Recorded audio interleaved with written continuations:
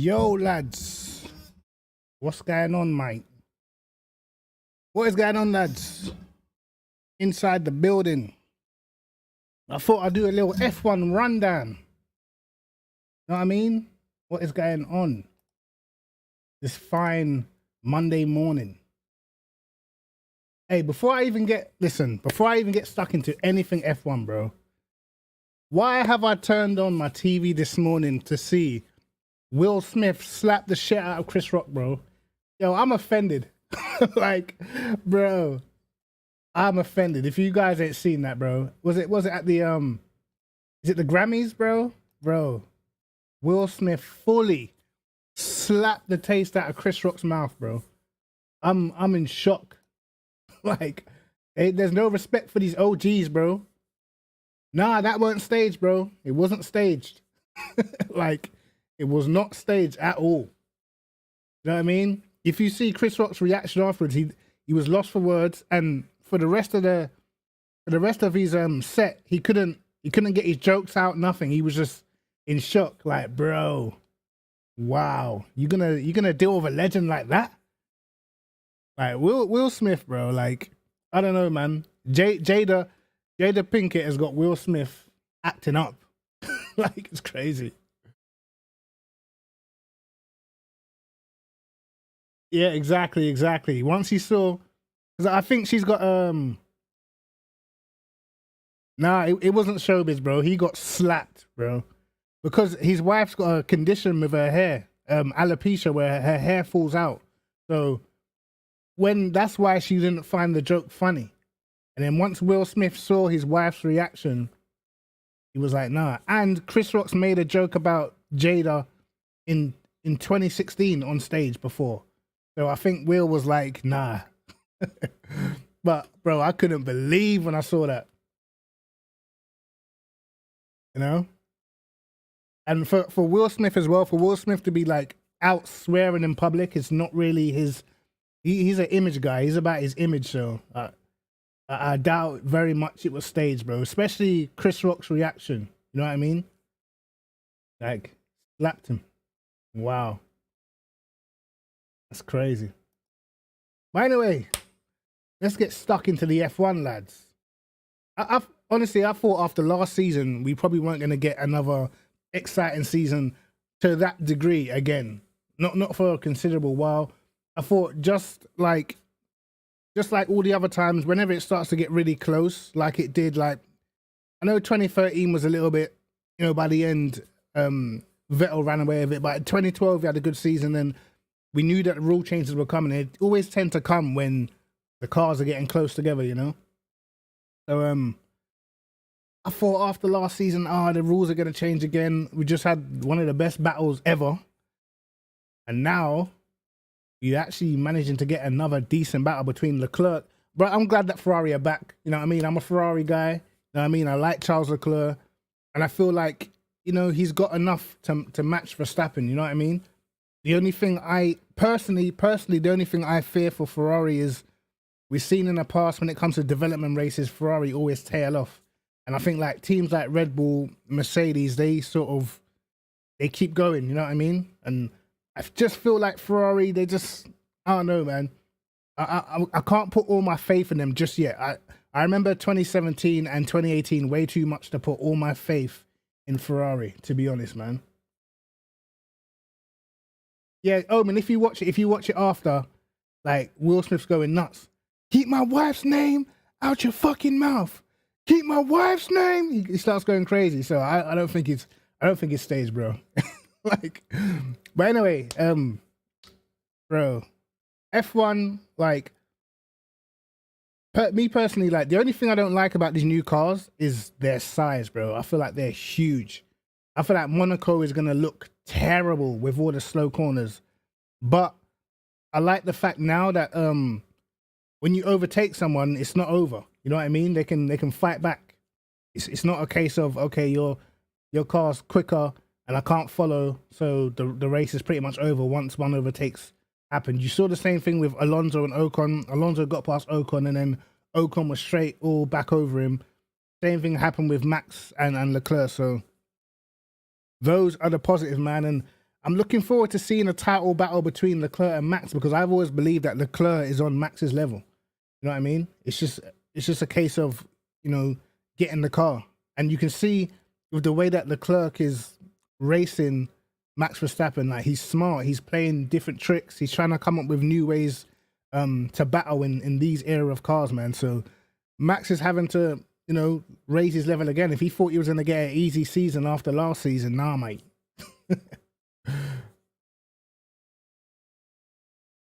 Yeah, like I like the fact that you know, like through the fast stuff, they're able to follow each other.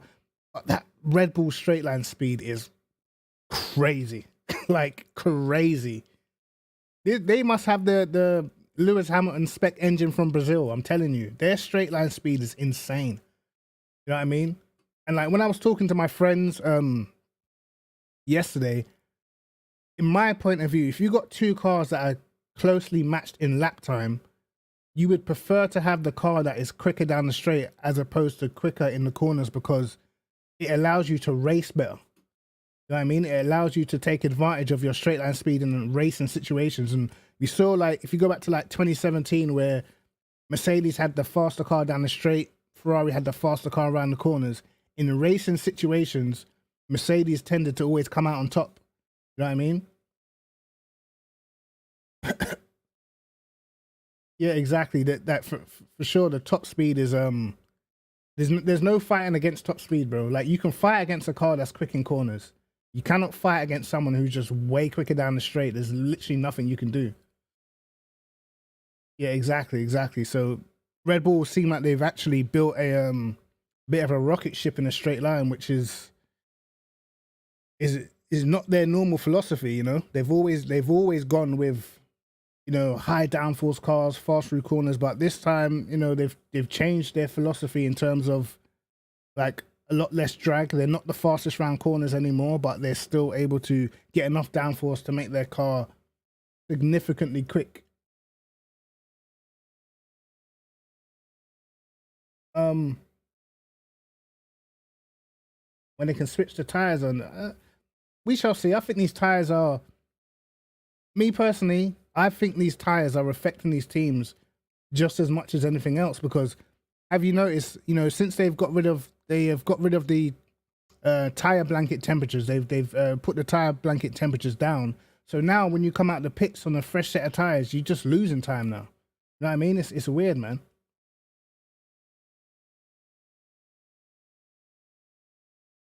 Yeah, you know, I'm surprised at what's going on with the tires. Like, people are coming out on fresh tires, and the fresh tires are feeling worse than the rubbered in tires. If you look at Magnussen and Hamilton's pace when they stayed out for the first safety car, the other guys on fresh tires weren't really gaining nothing. You know what I mean? They weren't really gaining that much. It was pretty much the same pace. So it's showing that, like, again, with new tires, it doesn't mean much at the moment. Even if you look at Hamilton stopped late in the race and he put on a softer medium tire, and his fastest lap was still 2 tenths slower than Russell's, who was out on the hard tire for a while. So it's showing you're not getting that extra grip. Even Hamilton came out the pits right behind Magnussen after his pit stop, and within a few corners he'd already lost a second. So the grip levels, you know, early on is weird, man. Me personally, my personal opinion on like Mercedes and that is, bro, they're, for me, just going off of what I've seen in the past, Mercedes, McLaren for this season, they're chalked, bro. I don't. The only way I see Mercedes or McLaren getting a good result or like winning races, it's either gonna have to be some safety car drama, people crashing, or a wet race. Other than that, I don't see. I don't see where they're catching up. You're not gonna catch up 7-8 tenths in one season on the, especially if it was like teams like an Alpine at the front, then I'll say they've got a good chance of maybe clawing that back. But you're going up against two experienced teams, and you're 7 tenths a lap was how far they were off in Bahrain, bro. They were over a second a lap slower at Jeddah, a second. Do you know what I mean? It's a lot of time, bro. That is a lot of time to make up. You don't really see that. And I know in the past people have said like You know, like Mercedes have made up, you know, deficits before. But if you've seen like Mercedes before, the deficits that they had was like, for instance, like since 2017, Mercedes concept with their car has stayed pretty similar. Like their nose has always looked the same. So every car they made was just a, you know, almost like a reincarnation of the car they had before. It was like a developed version of the car they had before. They already had a winning formula, and they just kept adding to it, adding to it, adding to it, adding to it. Okay, that's why like their chassis, the shape of the front of the car, kind of stayed similar for years, all the way up until 2021 even. But now where it's a completely fresh car, you're gonna have to look into the fact that Mercedes might have just gone the wrong way with their development. They might have just gone the wrong way with you know, the way they've built the car. K-Mag's doing amazing, bro. K-Mag is doing amazing. The pressure's definitely on Mick Schumacher this season, for sure. But he, you know, he's gonna have to learn. Put the side pads back on. The side pods back on. The one thing I would say is like all these cars look different. The only cars that resemble each other a tad bit is probably the Williams and the Mercedes. And the Williams are at the back of the field, bro. You know what I mean? Williams have got the, you know, the slim side pods as well, where it just goes straight back into the bodywork. And they're the only two cars that have a slight resemblance. You know what I mean? And I just feel like Mercedes have properly just gone the wrong direction with their car. And that's why I don't believe you're going to be seeing them. You're not seeing them clawing back 7 tenths on teams like Red Bull, Ferrari. That's too big of a gap. They might be able to half the deficit, but as I said, if you look at the safety car came out like what, like lap 16? Lap 16, the safety car came out, stayed out to like lap 20. I think the race is only 50 laps. And in the 30 remaining laps, Russell's lost 32 seconds, almost 33 seconds. Bearing in mind as well, there was a virtual safety car as well where you're not going to lose time under the virtual safety car. So the gap probably would have been even bigger. So that's over a second a lap. That's crazy, bro. Mick Schumacher's crash was, yo, that was scary. For real, for real.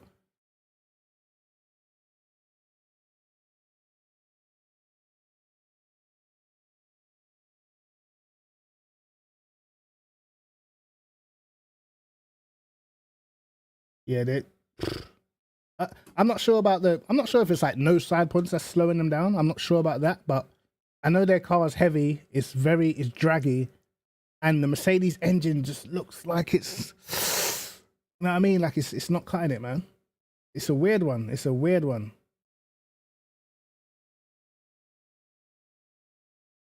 Yeah, Russell. I mean, Russell did all right. Hamilton was doing all right as well until I feel like Mercedes didn't react quick enough with the virtual safety car situation. But at the same time, you know, Hamilton didn't lose anything he didn't lose anything to the cars he was fighting. You know what I mean? Hamilton was in the position he was in because he hadn't pitted yet. So he didn't actually lose anything. He just didn't gain from the situation. I knew it was a dummy. I knew that Ferrari pit stop was a dummy. Who says Ferrari is so blatant as well? It's funny. Who says on the radio, yeah, pit now to overtake, pit now to overtake? Who says that? You know what I mean? It was funny. But I mean, I guess it worked. Unlucky for Perez, but I always felt like, you know, Leclerc at the time of the pit stop, he started closing that gap. So I personally feel like Leclerc's race pace, Max Verstappen's race pace is, I think it's quicker than their teammates. So they are the two leading drivers at the end of the day. But, you know, I'm just generally happy to see Ferrari have built a decent car. It's just going to come down to whether they can keep developing, man, keep the speed of development up, because they failed in that regard in the past. And that's the only thing that's worrying me at the moment. The only thing. Because I know that Red Bull developed well. You know what I mean? We shall see, man. But I'm happy with the racing. But also, we have to talk about Nicholas Latifi, bro. Like, he's getting to the point where he's starting to get on my nerves a bit. Like, Latifi's starting to get on my nerves. Because I feel like he's always, you know, like a few years ago, Haas always were crashing in either practice, quali, they were always bringing out the red flag. They were always stopping sessions. And that's kind of how I feel about Latifi at the moment, man. He's just, bro, he just keeps on crashing, bro. He's getting on my nerves. He's always stopping sessions, bringing out safety. It's like, bro, like, like this guy, he just needs to just leave it alone. You think the first Ocon move was dangerous? It was a late move, but looking at the gap, Alonso wasn't getting through that gap anyway.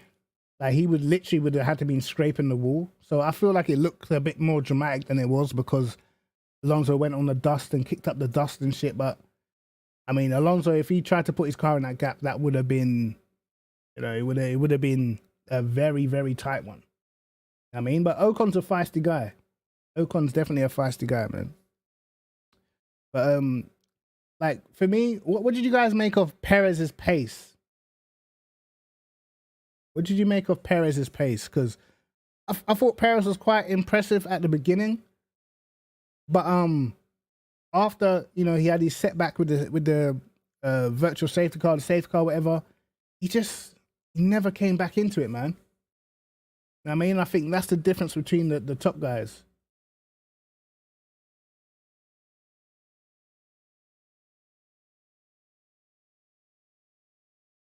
Yeah, bro, Perez. I mean, he had pace, but once you've had, he had a difficult situation, but I feel like he didn't, you know, like how Max closed the gap to Leclerc. Like, he didn't close the gap to Sainz, and Sainz didn't have the pace this weekend.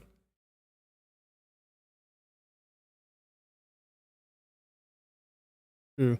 I feel like obviously it was a surprise that Perez got pole, but I think we all know on race pace, Verstappen is just quicker, you know? And now I feel like you're going to see what I've been saying all along. Like, I rate Charles Leclerc very highly.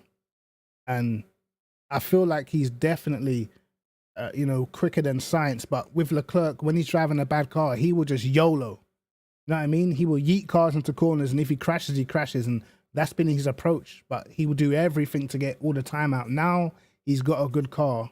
I think now you're going to see the levels. I think you are seeing the levels. But don't get me wrong, like, as I said before, I remember back in the day, or a few seasons ago, when I used to talk about the importance of having a good car. I know a lot of Hamilton fans and stuff get offended when you say, you know, he's got a great car, but a great car gives you so much. It's more than just having the fast car, bro. It's the confidence it gives you. You know what I mean? You don't have to worry about anything. You can push the car in ways that you can't push a difficult car to drive. And I've never seen anyone win a championship in a car that wasn't one of the best. I feel like, especially in this era, you need to have a good car, bro. To see all these drivers' real potential, you need to have a good car. You know what I mean? No one's out here doing crazy races and, you know, doing like back in the day we saw like Michael Schumacher doing like challenging for championships when his car was crud. I don't think you're ever going to see that again. That era has gone. Now, the car is probably more important than the driver, and that goes for all the drivers. You know what I mean? Yes, the driver can make the difference, but if you have not got a good car, it don't matter who you are. You are struggling, mate. Yeah, Kimi with Lotus, but that Lotus was a good car. It was very good on tires, man. You know what I mean? It wasn't like a dog.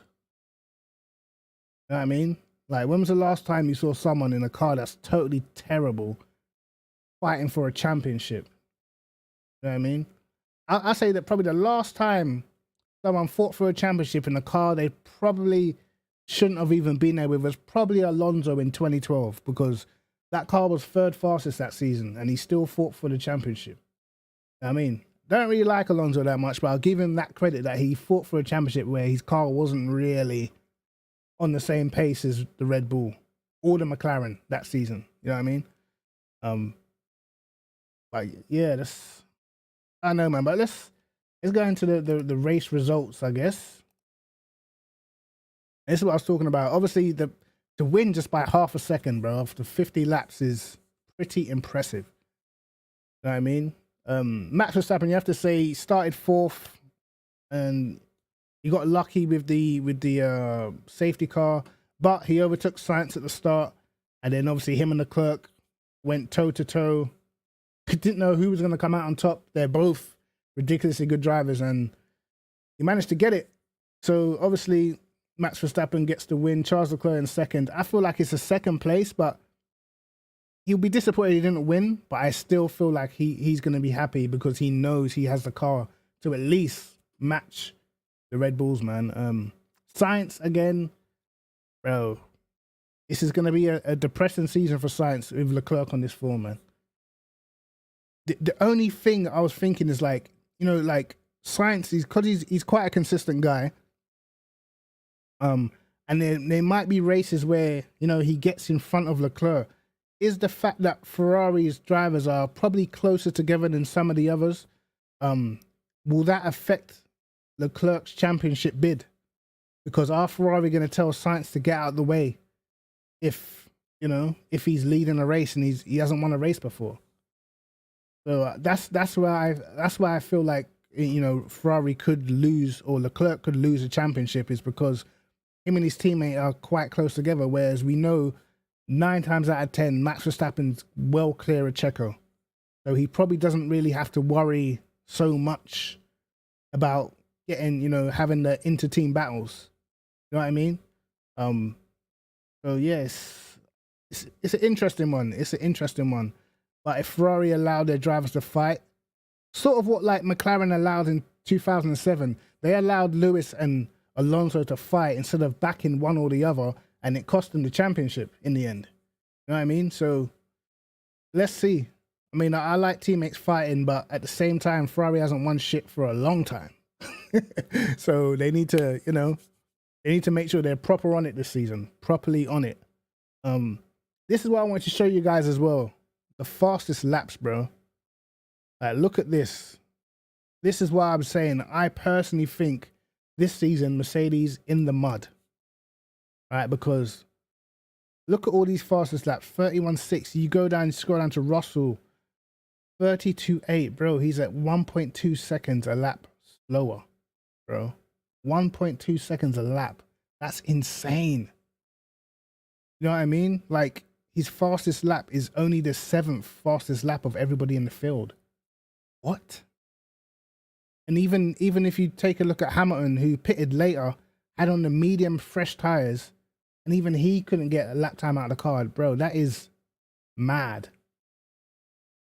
Let me go back to the race results. Yeah,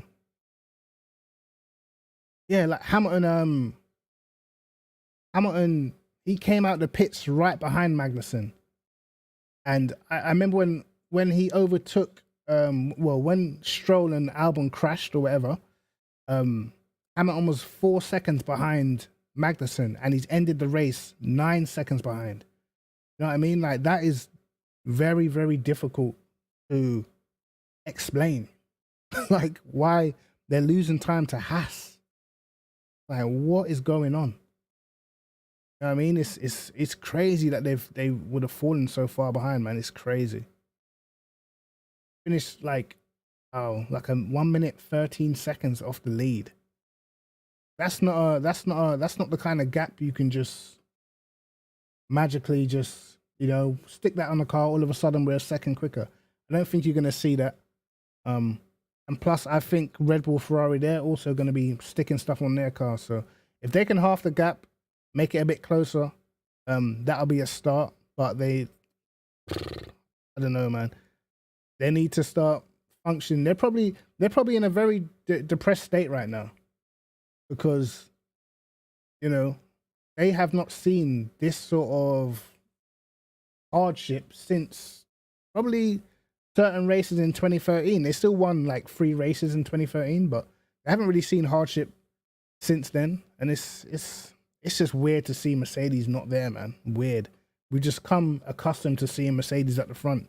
It feels weird them not being in the battle. You know what I mean? But, you know, the same thing happened to Ferrari. They weren't in the battle for years. The same thing has happened to McLaren. They haven't been in the battle for years. It goes in cycles. All sport goes in cycles. But I guess it's just their turn to be on the back burner right now. But saying that, I do feel like Mercedes messed up Hamilton's strategy a little bit. I feel like, you know, we saw other teams react and then it just didn't react, bro. You know what I mean? And I feel like when they're under pressure, I don't know, they tend to make these silly little mistakes. Like, it was, as soon as you saw the car break down, pit straight away, because there's a good chance they're going to close the pit lane. That's what Magnussen did. That's what Hulkenberg, like, bro, you gotta think. You know what I mean?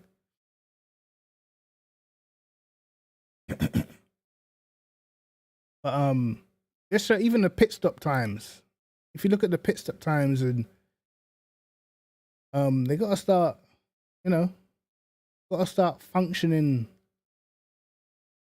like a big team again. Sergio Perez, his overall time 20.4, Max's overall time 20.7. So they've had a pretty decent pit stop, and then you start going to Mercedes, bro. Their pit stops like a second slower. You know what I mean? Hamilton's pit stops a second slower than Max's. Russell's is a second slower than Perez's. Even Ferrari, who were pretty good in the first race, they slacked off a little bit. Lost like half a second to Red Bull in the pit stop phase. Science lost a second, so you know you have to always be on top of your game. Look how quick Williams' pit stops are. You know what I mean? McLaren's pit stops are quick. Mercedes need to get on it, mate, because they're closer to the cars behind than they are to the guys in front, which is weird. But what did you guys think of the whole situation that happened in practice with the bombing at the oil rig? I personally, like, don't get me wrong, I enjoyed the race and that, but personally I thought it was kind of wrong to be racing, especially the fact that you've kicked Russia off the off the calendar. Shit race anyway, but you kicked Russia off the calendar for all this stuff that's going on with the Ukraine and stuff, and you know you've seen something happen while you're actually in the country, while you're actually in practice, and all of a sudden it's cool, it's part of the culture. Like, it's a bit mad, isn't it? I think it's a bit mad, and it kind of shows that F1 really is all about the money. I feel like them cancelling Russia, I feel like that's just a bit of peer pressure. And if they had their way, they wouldn't have cancelled. I don't think they would have cancelled anything, because they're all about the money. You know what I mean? I feel like it was just a bit of peer pressure. They seen what everybody else is doing, what's happening in the world, and they thought, oh yeah, we better do it to look like we're in line. But then when you see an attack happen while you're right there, you know what I mean? You just decide, nah, it's cool. We can race. It's a bit of a weird one. I don't know, lads. What do you think?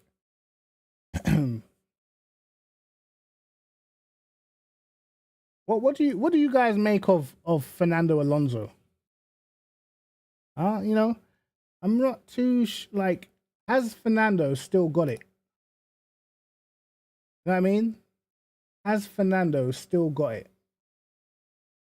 I don't know. I don't know if Fernando's still got it, bro. I'll be honest. As I'm looking at, I mean, Ocon's decent, but is he really like top tier youngster?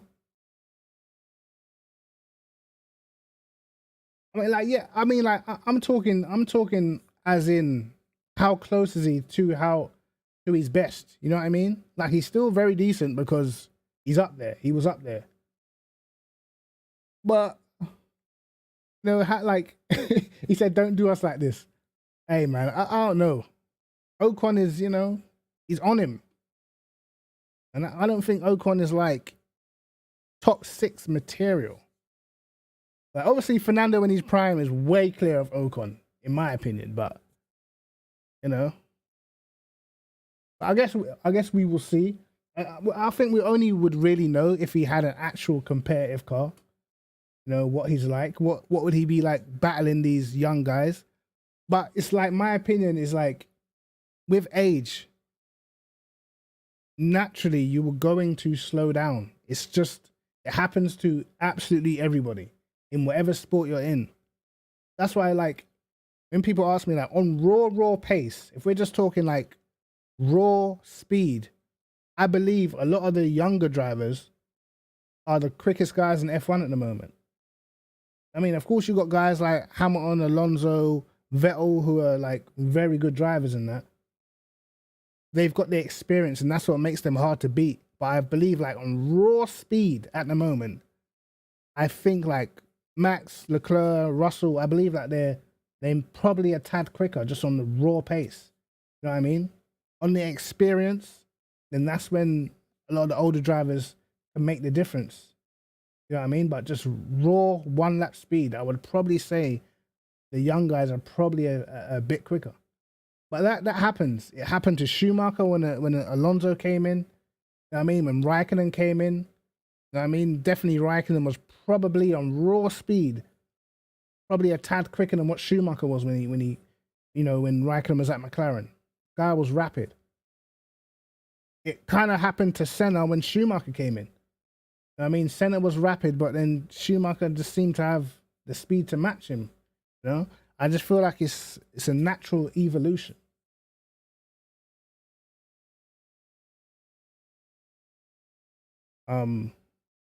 We shall see, I guess.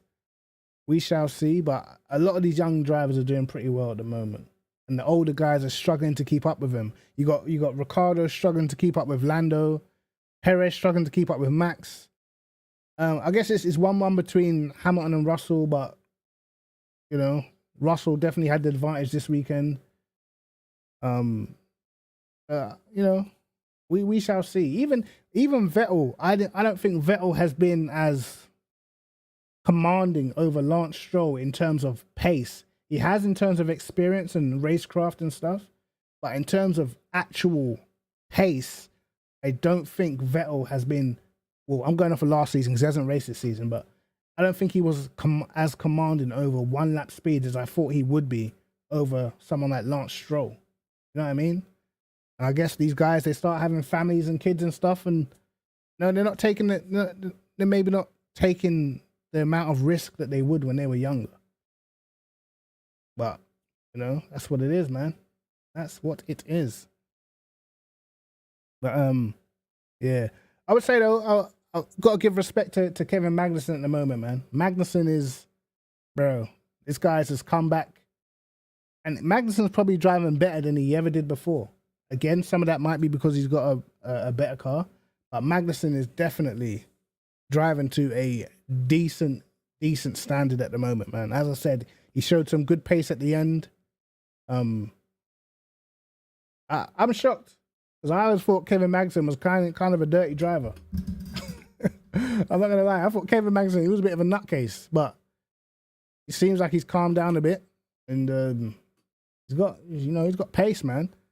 For him to get in these cars without any prior real practice and straight away kind of showing Mick Schumacher up, I don't know, man. I just feel like Mick Schumacher's got his work cut out. Yo, Leon, what's going on, bro? Inside. What's going on? But yeah, proper impressive by Magnussen, man. Proper. Like, he's doing a very good job at the moment. What was I going to say? I think Bottas as well. Bottas is doing decent. Probably a little bit better than I expected. I know he retired and that. Alfa Romeo's got pure problems, but there's a lot of problems, man. A lot of people are having problems, man. We've seen Red Bull break down, Alpine break down. We've seen McLaren have broken down, Alfa Romeo broken down, AlphaTauri didn't even start the race. We've seen in the first few races, we've seen a lot of reliability issues that we haven't seen for years. You know what I mean? So yeah, I feel like Bottas probably just feels more wanted. You know, he's getting more than just a 1-year contract, and he's able to relax a little bit. You know, hasn't got the pressure of the expectation is not there. So it's probably less pressure, so he can deliver. Obviously we talked about the Mick Schumacher crash before, but what do you guys think of? Is this Jeddah circuit, is it as safe as they actually could make it? You know what I mean? Because although like racing is going to come with risk, regardless. But I feel like it's actually getting to the point where there's actually no need to have the walls that close so you can't see when you're going around these corners at 180. You know what I mean? Is there any need to actually have the walls that close, bro? It's kind of like, I feel like it's kind of like they're not gonna make any real changes until someone properly gets hurt, man. Yeah, I agree. I feel like it's dangerous for no reason. Like, there's nothing wrong with being like a fast, narrow track, but you don't have to have the walls in a place where the drivers literally cannot see around the corner. I feel like that's just mad dangerous for no reason. Because you got like, I guess you got other fast circuits, like Baku, we've got the walls and stuff, but with Baku, there's the majority of the track is like sort of slow mid-speed section, and the fast sections are straight. They're not like whiny and bending around corner. Like, that shit is dangerous, man. Yeah, it's like a Formula E track, but they're flying. Do you know what I mean? These guys are like, when Alonso's car started packing in, I was like, wow, bro. I would not like to be in his position knowing that there's cars flying up behind me, man. And when you go on board, you can genuinely see if a car is crashed and sideways on the track, you can genuinely not see them until you get there. You know what I mean? So I feel like they can do much better with moving the walls away, man. You don't actually have to take these mad risks. And even like Schumacher's crash, obviously he's come off that curb. There's no need for that curb to be mounted. You know what I mean? There's just no need. I'm not trying to see him crash. I just want to see a race. A lot of people are like, yeah, we should make it like back in the day when they had gravel traps, and that's all good, but people used to die back in the day. You know what I mean? Are we trying to go back there? Exactly. There was, well, I can see at some stage something's gonna happen on that track. At some stage we're gonna get something happening on that track for sure, man. It's like, you know, how can it not? You know what I mean?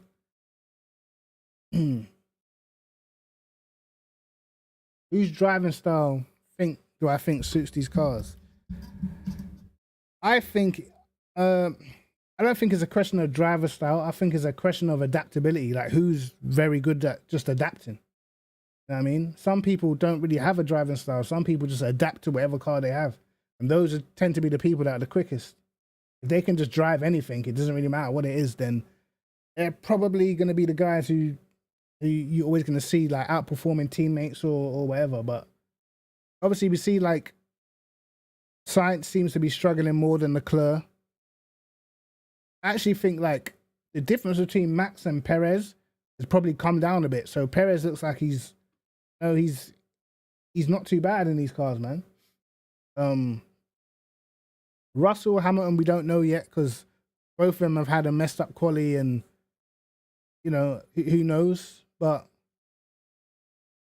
a lot of it as well is down to we don't know how bad or good some of these guys' cars are. So if your car is just bad, you're gonna struggle regardless, you know. But the guys who have got a lot of experience, that's why like someone like Kevin Magnussen can probably come in and do well, because he's driven all types of cars, whereas Mick Schumacher hasn't. So Magnussen's got like a wealth of experience over the whole course of motor racing. So he's, you know, him coming in is, you know, it wasn't the end of the world for him. He's got a lot of experience driving cars, so other guys definitely going to struggle more. We shall see as the season goes on. We shall see who propels themselves towards the front. But as I said, I believe this is the young drivers' time now. You know what I mean? This is the time for all the youngsters to come through. And let's just see what happens. Let's see what happens. I was a little bit disappointed with AlphaTauri actually, because they had the problem with Tsunoda's car yesterday and they didn't get it fixed. Like, they had 24 hours to fix it and then couldn't fix it, man. Doesn't even get to start the race, you know what I mean? It's a bit shit like. I feel like Alex Albon, he's doing all right. He's out doing Latifi, which isn't that hard because he keeps crashing. I like Vettel. I hope Vettel does get on top of it. But he's missed 2 races, which is, you know what I mean? It's not easy, man. He hasn't been in a car for a while. Missed the first 2 races. Doesn't really matter because they probably wouldn't have scored points anyway. I'm sure Stroll hasn't scored any points this season, so we shall see. Aston Martin, I'll probably say that's the team I'm most disappointed with, man. When they were Force India, they punched above their weight, and now they've got the financial backing. It's like they're just not doing anything. Not doing anything. You know, they tried to copy Mercedes for a couple of years. The first year it worked. The second year it backfired massively. And now they've had to build from scratch. It's like they're literally one of the slowest cars in the field, man. You like Australia? Well, they've changed Australia now, so Australia's a much faster track now. I like Australia as a track to do a lap around, but I always used to kind of find the races boring. I mean, I've always thought like Melbourne. I always found it kind of boring. You know what I mean? There's some tracks that I like to do. I would like to drive around, but when I watch races around there, I'm bored. Yeah, like Melbourne's one, like Monaco bores me like crazy. And Monaco is pretty boring. What other track do I find boring? Funnily enough, I find Monza quite boring, man. Yeah, they've basically opened up a lot of the corners around Melbourne, so there's loads of like fast corners now. Like I think they've changed turn 1. I believe they changed the that corner that led onto the back straight. I think that corner's gone now. So when you come out of the first section, it's like one long straight all the way to the fast left right, I believe. Something like that. So it's gonna be a much more high-speed circuit, man. Yeah, Barcelona's shite. I like Singapore. I don't mind Singapore as much. But Barcelona, bro, that track. Barcelona races are boring to me. What else? You know what track I find kind of boring, guys? Suzuka, bro. I find Suzuka races in F1 might be different this season, but Suzuka races in F1, there's not a lot of overtaking. It's just kind of boring, bro. It's a good circuit when you want to do a hot lap and that, but boring for racing, man. Yeah, for racing, very hard to beat Spa. There's not many tracks better than Spa, but I believe like there's a good few tracks that give you some good racing. I'll tell you what track used to give good racing: Hockenheimring. That was a good track for racing, man. Definitely. But like if we look at the calendar, right? Let me see if I can find the F1 calendar, the schedule. There we go. And we start looking through some of the tracks. So we've got Australia next. Who's that going to suit? Red Bull, Ferrari? Who knows, man? Ferrari are so quick in the slow corners, man. Slow to mid-speed corners, Ferrari are rapid. But again, that straight line speed disadvantage, man, is like, wow. So I could see Max probably getting the win at Australia. I think Ferrari will be the quicker car at Imola. That, you know, who knows what the updates to each car is going to do. If we're going off of how I feel at the moment, how the cars look at the moment, I would probably put Ferrari down at Imola for sure. F1, I think F1 will be going back to Africa soon. But they're looking to add more races. Kyalami would easily be on the list because Kyalami used to be on the list. You know what I mean? Turkey's one of my favorite circuits. I'm not gonna lie though, my favorite circuit for racing is probably Brazil. Interlagos has always just been there's not many bad races I've seen at Interlagos, bro. Again, probably same with Turkey. I'll tell you a good track that was great for racing was what's that track called again? The one in France. Manicourt. Manicourt was a great track for racing, bro. That was quality. That was my childhood growing up watching Schumacher versus Hakkinen and Schumacher versus Coulthard. I loved Manicourt. What a great circuit. Manicourt at some stage should be coming to ACC because it's part of the SRO. It's on the SRO calendar for the World Championship. So I would love to see Manicourt on ACC. It would be perfect. But if we look at these tracks, the Miami track, just looking at the layout, again, it's another one of those, bro. A load of high speeds. This looks all flat out, and they're probably going to surround these with walls as well. But maybe it's not as bad as Saudi. But obviously, you got these sections here where you probably expect Ferrari to be rapid, but then you got these long straights where Red Bull, the amount of time Red Bull were making up on Ferrari through the straights was just insane. So again, I can imagine that's going to be pretty difficult to defend against. So I can see Red Bull winning that one. Then you go to Spain, and traditionally, the car with the straight line speed, for whatever reason, around Spain tends to come out on top. Even though we go back to last season, we go back to, 2017, where, Ferrari had a great car around the corners and whatnot. On the straight, Mercedes were just undefendable. You know what I mean? You couldn't defend against them, so no.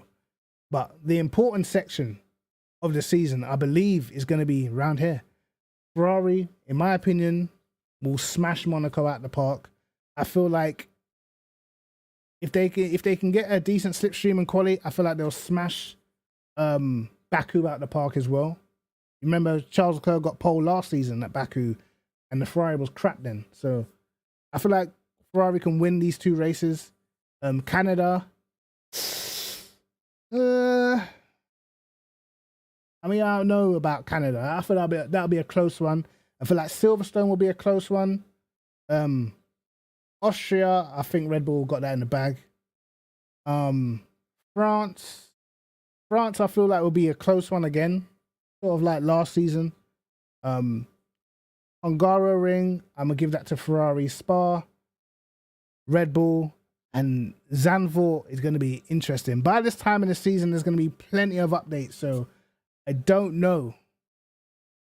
Zandvoort will be an interesting one. If we're going off of how the cars are today, and I would give that one to Ferrari.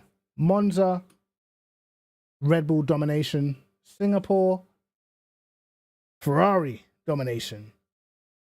And then you got some of these tracks at the end where you need a bit of straight line. Do you know what I mean? So, like, as you saw last season, when Hamilton had the big straight line speed advantage, towards the end of the season, all those tracks just seemed to just favor Mercedes, But I feel like Mercedes were closer to Red Bull in the corners, maybe. But who knows, man? But Brazil, well, with that kind of straight line speed advantage, Red Bull going to be flying. Same again with Abu Dhabi. Mexico, Ferrari might be able to do some damage. Who knows? Let's see. Well, it's going to be a close season, man, if Ferrari can keep it up. That's my only worry. It might come down to reliability issues and all that. But we shall see, man. We shall see. I just hope that it does continue, to be honest. I hope that the battle goes all the way to the end of the season. Like last season. Max Verstappen, if he wins another championship, he's not getting an easy one, mate. Any championship he's going for, he's going to have to work for it. Because he's been up against probably two of the most impressive drivers. Well, he's going to be up against... He went up against Hamilton. He's going to have to go up against Leclerc, who I rate as on Max's level. You know what I mean? So let's see, man. Let's see, but... if Mercedes are to come back, they're going to have to do it real soon. Because normally it takes till Barcelona to get the big upgrades, another 3 races. Can Mercedes afford to get outperformed in the next 3 races? Because they will have to go on some sort of winning streak to even get back into it. You know what I mean? And I don't see I don't see it happening. Basically, I don't see it happening. Maybe Monaco. Maybe Monaco might be the first real chance for Mercedes to get, you know, a win. Somewhere like Monaco where there is no straight line speed advantage. It's just all about, a lot of the time Monaco is all about a driver putting it together. You know what I mean? So perhaps, but I think that Ferrari are going to be too strong. I do. I feel like Ferrari are going to be insane at Monaco. And I've noticed with the Ferrari, they've got like insane acceleration. Did you see Leclerc's restart? Leclerc restarted on the safety car and he was gone. You know what I mean? So I don't know, lads. I don't know. Let's just see what F1 brings. But I'm happy with the cars, man. I'm happy with the cars. I feel like the following's worked. The change in the regulations has definitely worked in terms of each car following each other and stuff like that. You know, I'm happy with it, mate. I love to see it. Literally. I can already imagine some of the races we're gonna have this season. But what I will say is, at some stage, I think we're going to see that incident between Verstappen and Leclerc for sure. They're both too aggressive to get away with racing each other wheel to wheel this season without having at least one crash, bro. I feel like we will see a crash between the two. You know what I mean? For sure. Because, as I said time ago, Leclerc is every bit as aggressive as Max Verstappen. You're just not seeing it because he ain't got the car. So you can only imagine. Some of the tricks that he was playing were quality, bro. Quality. I mean, Max is having to think, really think hard when racing Leclerc, bro. That's what I like to see. Like, even if Leclerc gets beaten, like he's not getting it. Like, you're not beating him easily. To beat Leclerc right now, you have to be on it, mate. So fair dues to Verstappen for doing that. But I'm still rocking with my boy. You know what I mean? I'm rocking with the red cars. Sainz seems to step it up, but at the same time, I kind of prefer Leclerc to win. I think he's the better driver. And I feel like if Leclerc keeps on performing, then Sainz is going to have to slot in and do the number 2 role. If they start letting them fight each other, then they're going to hand the championship to Max Verstappen because they're going to take points off each other. So that's my thoughts on it, mate. That is my thoughts on it. It was a good race. I'd say like a 7 out of 10. I'll give it a 7 out of 10. It was decent. There was parts of it that was a bit boring. But safety cars always spice things up. Always. You know? The only thing that got on my nerves about the race is I felt like the marshals took so long to get the cars off the track, bro. They were taking the piss. I was like, bro, these marshals are super slow. Like, bro, that's like my pet hate. When I see marshals just moving like so slow to remove a car off the track, it's just wasting the race, bro. I hate it. Pisses me off. You know what I mean? But again, I don't have to carry these cars or move them, so I don't know how heavy they are. But I get annoyed, mate. I get annoyed. But anyway, what are we saying? What's everyone saying about ACC right now? What is everyone saying about ACC? Because what I've been doing in my spare time is I have been grinding the Audi Evo 2. All right, so I grinded it. You guys know I made a video the other day comparing the two cars, and then I was actually grinding it, doing some laps around Alton Park. Bro. Okay, I watched a bit of what's his name? You know, Aris. I watched a bit of Aris, what he had to say about the car. And yes, it's definitely more comfortable to drive and all that good stuff. And it's, you know, it's got a bigger rear wing and makes the car stable and all that sort of jazz. But at this level, we just want to know, bro, is it faster? You know, is the car faster? And it's not. Like, it's not, bro. If you are driving at the top level of the game, or you're at least in the top tiers on ACC, bro, you're just not like you only deal with what's faster, bro. You just deal with speed. You don't deal with what's nice to drive. You know what I mean? You just have to go with what is quicker. That's why you see people jumping in the cars they jump in, because you have to go with what's fast, bro. In my opinion, like, what's the point of if the Evo is not quicker, if the Evo 2, sorry, is not quicker than the other Evo, what is the point in this, bro? I genuinely don't get it. Obviously, we know there's differences between the cars, but I've now tested. I've done 4 tracks. I did Paul Ricard, Silverstone, Autumn Park, and I did Imola. And on every single track so far, I am faster in the old Audi. 4 tracks, 4 out of 4. You know what I mean? Like, what's going on?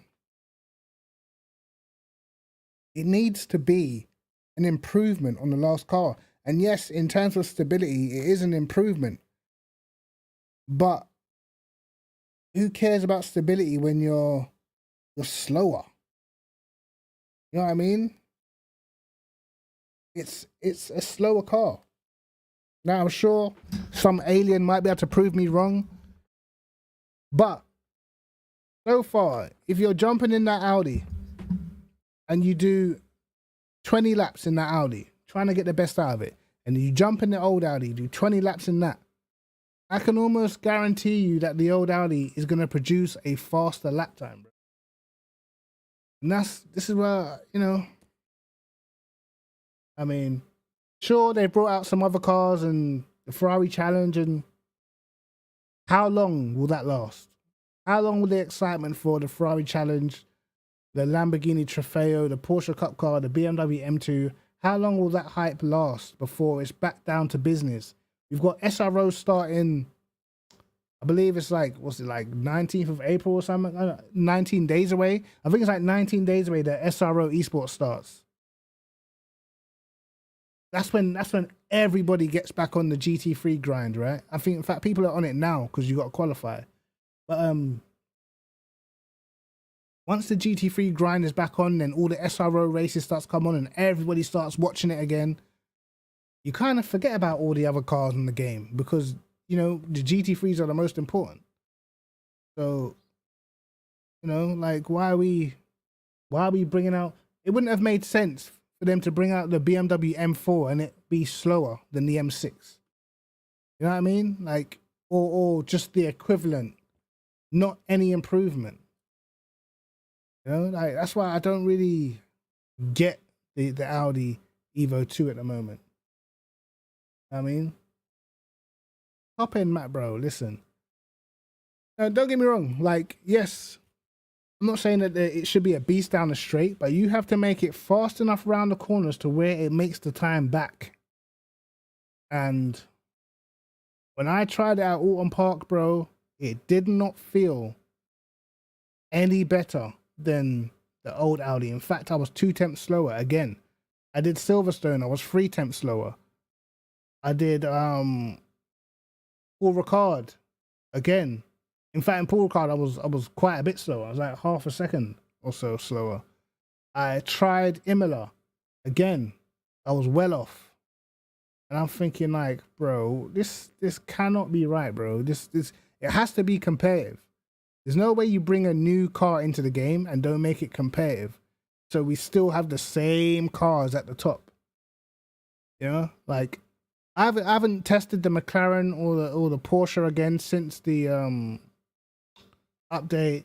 I know the Honda's supposed to got a buff. The Lambo's supposed to be solid now, but are we really just gonna see the same cars at the top still? Like, nah, bro, we gotta switch out, man. It's a new car. It's gotta be competitive. It's gotta be on the same level as the M4 at least. At least. You know what I mean? It's 2022.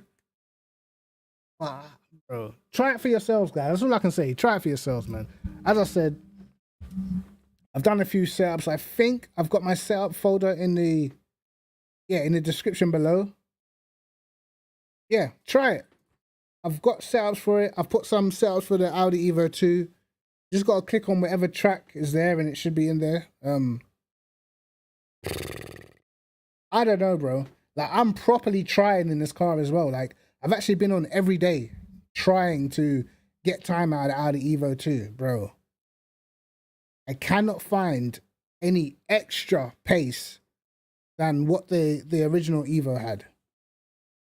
And it's like, ah, bro. You don't know, like, people just don't know what, like, you're in the Porsche in the SOP league. A lot, like, it's like game developers, I don't know, with Kunos. What they should know, they do know. Like, in competitive leagues, people don't care if a car is new if it's not fast, bro. You realize if we jump into an AOR or an ACR or SimGrid League or whatever, if a car is not good, it does not matter what car it is, nobody will use it. That's why you hardly see any Hondas, because most people know they cannot challenge for wins in that Honda.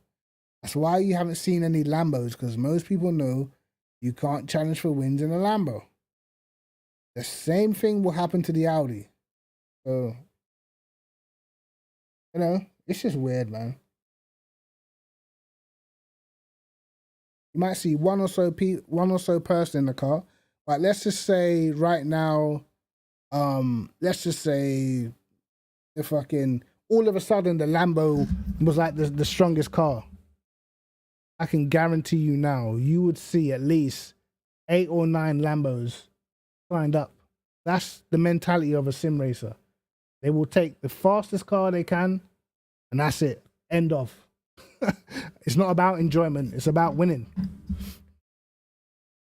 If you play to enjoy, if you play for your enjoyment, then of course you can literally just jump on and do whatever the fuck you want. But if you are playing for competitiveness, you don't care how good, nice the car sounds, looks, how new, if it's DLC, you don't care about any of that. You know what I mean? It means nothing if you can't compete for wins, man.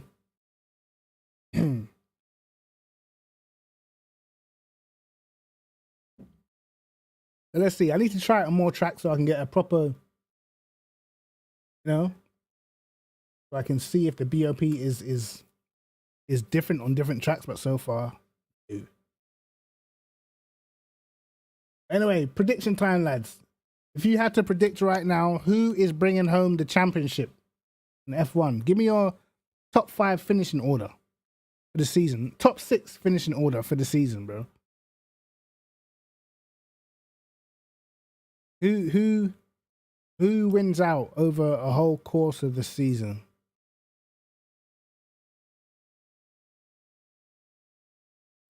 You know, my heart says Leclerc. My head says I think Verstappen's going to win it. And it's not because I think he's a better driver. I just can't trust Ferrari, bro. I can't trust them. If I could trust them, then I'll say Leclerc. But I can't trust them, bro. They do it to me too many times. Too many times to get me hype and then just disappoint me. So, I don't know, man. I feel like it's probably going to be, I'd say probably Verstappen, Leclerc, I think Sainz, Perez,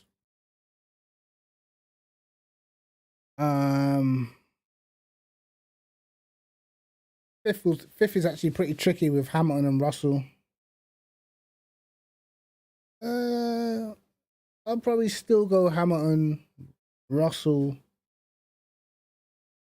And after that, yeah, that's top 6. After that, who cares? You know what I mean? Oh, we shall see, man. I think for Mercedes, it's going to be important to pick up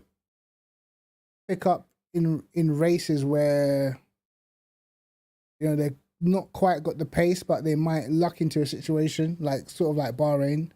It's going to be important for them to pick up, you know, sort of results like that.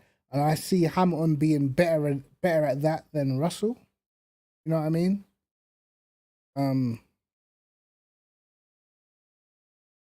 in terms of the whole the Red Bull Ferrari battle, as I said, I think this battle I think they're so close in talent that the battle is just going to come down to, you know, which teams perform the best, which team develops the best. And if I had to put money on a team, I would probably say Red Bull are probably the stronger. But Ferrari should be, listen, Ferrari the most successful team in Formula One. They should be operating at a mad high level, bro. I don't want to see them messing this shit up this season. Then we get halfway through the season and Ferrari just don't even win another race. If I see that again, bro, then I'm done. Like, I swear. If I see Ferrari doing that same, because in 2018, they had a good car, bro. And then they started like developing the car, but they started going in the wrong direction. And it took them like 5-6 races to realize that the parts they were putting in the car were making them slower. How can it take you 5 or 6 races, bro? You know what I mean? Like, bro. I cannot believe 2018, bro. They were neck and neck with Mercedes. And when they were neck and neck, you saw Vettel win one, Hamilton win one, Vettel win one, like it was close. And then Ferrari just started fucking up the whole bag. But I don't know, man. I'm hoping. Hey, Leon, tell me you've seen it. Tell me you've seen the slap heard around the world, bro. Will Smith slapping Chris Rock. You must have seen it, bro. Like, wow. Bro. How's a man just gonna get slapped on stage like that? You know what I mean? I reckon Chris Rock, he should have just scrapped, bro. He should have scrapped, even if you got beat up. No one to slap you in your face like that. On the stage? In front of all your peers? And nah. In front on a TV audience? Bro, no. How is Will Smith going to slap Chris Rock like that, bro? I could not believe what I saw. I was like, there's no way. There's no way Will Smith just did that to Chris Rock, bro. No way. Like, bro, listen. Jada Pinkett has got Will Smith wrapped around her finger, bro. All the stuff she's put this dude through in the last few years, like, like, I'm sorry. I'm sorry, bro. Like, nah. The thing is, like, Chris Rock made the joke. Will Smith was laughing, bro. And then when the camera pans to Jada Pinkett and her face is like dead serious, like she's upset, bro. Like, all of a sudden, Will Smith comes on stage with his head down and slaps the taste out. I was like, there's no way he just did that. Yeah, like, he was shook. I don't think he was shook. I think he was more surprised, bro. And probably like, I cannot believe that shit just happened. I cannot believe Will Smith just did that. And me and my missus were saying like, bro, depending on the comedian, it might have gone a whole different way, bro. You know what I mean? Like, certain other, can you imagine if that was like Dave Chappelle or something? Like, I feel like it would have went a whole different way. You know what I mean? It's crazy. I've seen the memes like everybody hates Chris and that, bro. I was like, why they gotta do Chris Rock like that, bro? What do you guys think? Was he right to slap him? Like, cause it's like, bro, that's the thing with comedians, man. Like, they're unfiltered. It's their job to say whatever, and people get offended, whatnot. But they're comedians. It's a joke. You know what I'm saying? And it's like Will Smith thought it was funny until he looked at his wife and saw she was upset. But at least if you're gonna slap him, do it behind stage, bro. How you gonna slap the man in the middle of his speech and shit? Like, nah. That is fucked up, bro. To slap a man in the middle of his speech is mad. Like, he didn't even know what to say afterwards. He was all like stuttering and that. Like, bro, and you know what makes it worse? It was a slap. You know, it's very disrespectful to slap a man, bro. You know what I mean? I'd rather you punch me. How are you gonna slap a man like? And he drew his hand. Hold on. This is what made it worse, bro. His hand came from all the way back here. His hand came from way back, the circumference.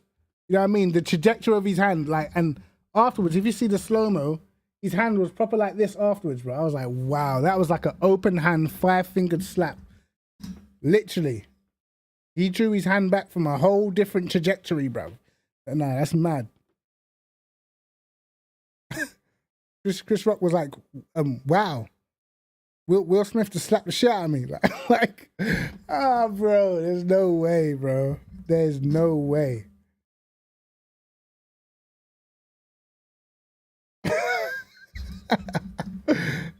You say Will Smith got caught laughing and Jada was like, hey, you better do something, because you ain't gonna get in these draws. Yeah, I agree. He shouldn't be slapping. Not Chris Rock, bro. Like, nah. That's a legend right there. You're taking a piss.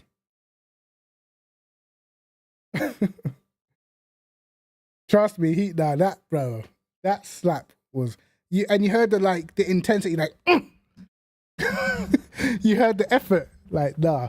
I was like, whoa. And Chris Rock had his hand in his pocket. He couldn't even block the slap. Nothing. He had to just take it. Like, nah, bro. Just think about other comedians in that situation. What the reaction would have been. You know what I mean? If that was Kevin Hart. You know what I mean? Like, I feel like other comedians would have had a different reaction. I don't feel like, Chris Rock's not that guy, you know? And it's going to be interesting to see what the dynamic is between the two afterwards, man.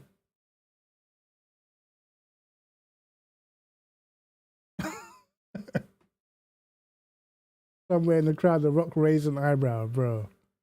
That's mad, bro. When I saw that, I thought it was good. Like, I thought it was like a joking slap. You know what I mean? Because I saw like people's thumbnails and that. And I wasn't really taking it seriously. I was just scrolling over it. But then my missus came and she's like, no, like, he really slapped him. I was like, wait, what? I watched it. My man walked up on stage and he walks on stage with his head down. And then, kapow! Like, what?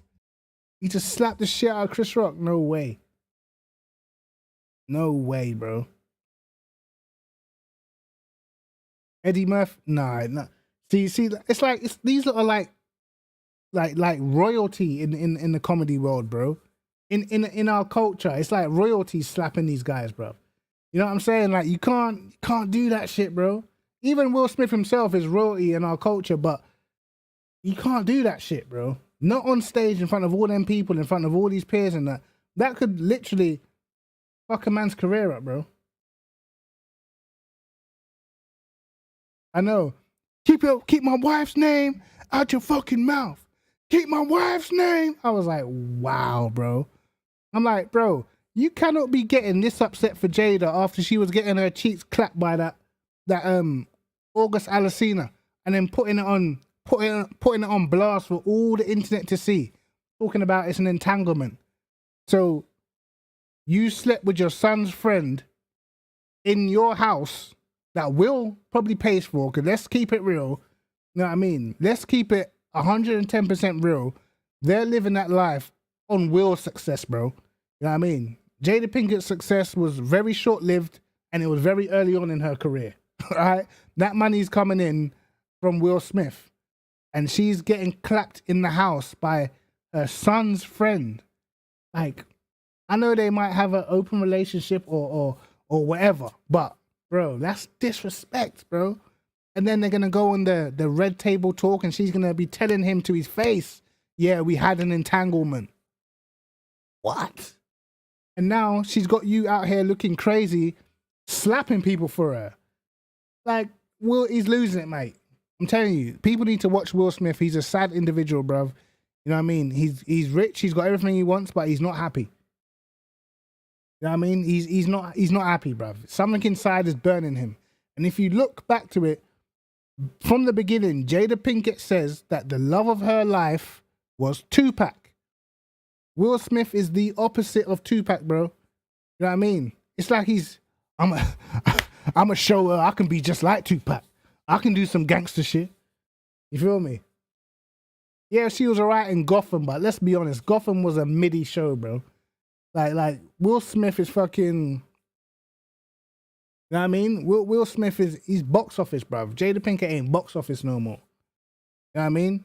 She did her thing and say it off, but other than that, you know, I can't think of a big film she's been in. You know what I mean? I guess she was in Matrix, right? She was in Matrix, but small role. Not even a main role. You feel me? So, yeah, Will's definitely going through it, bro. He's going through it. He's looking in the mirror and he's you know, he's not seeing the person that he thinks that his wife wants, bro. You know what I mean?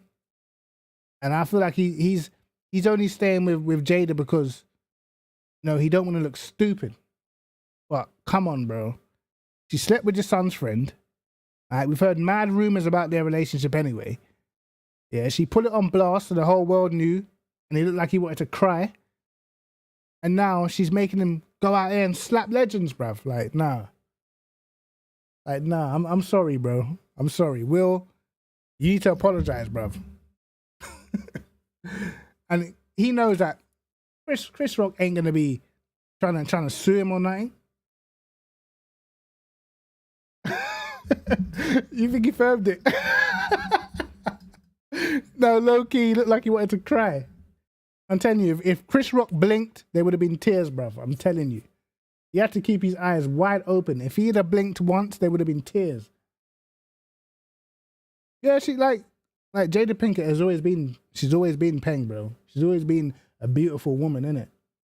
But let's not pretend like Will Smith couldn't have had pretty much any other beautiful woman out there. You know what I mean? She's, you know, he's got a family with her and she's just out here doing mad stuff, bro. And she's always like, if you've ever watched her Red Table Talk before, she's always doing something that undermines Will Smith, bro. Always talking about like sexually she wasn't happy, and what's that supposed to do to a man's ego, bro? She is trying to break this man down and crumble him. You know what I'm saying? So he looks like the big star when he's on stage, but when he goes home, bro, he's a shadow of himself, bro. He doesn't even feel like the man in the house, bro. He let another man come in his house and clap his missus' cheeks, bro. You know what I mean? A dude that was like half his age. Like, what? You know what I mean? Like, what's going on? like Will Smith, do you understand you're the breadwinner in this situation, bruv? Like, you should be calling the shots. You know what I'm saying? Like, damn, I know people work through stuff in their marriage, but hey, I can't work through that one. You know what I mean? That one I can't work through. You're gonna sleep with, and it wasn't like it was once. She was continually getting her cheeks like astonishingly, phenomenally clapped by a youngin', by her son's friend, bro. While Will Smith was out here trying to make bread. Nah. And then when she gets caught, she's talking about it was an entanglement. What? You're trying to make new words for sleeping with people now. And he became a meme because of her. I remember all the Will Smith memes. The pain. Remember the pain? Where it was just his face just looking sad, just with pain. Like, nah, bruv. Like, Will is going. He's definitely he's phenomenally feeling it right now. Like, phenomenally. He needs a blue table talk. Talk to them, bruv. He needs something, bro. I'm telling you.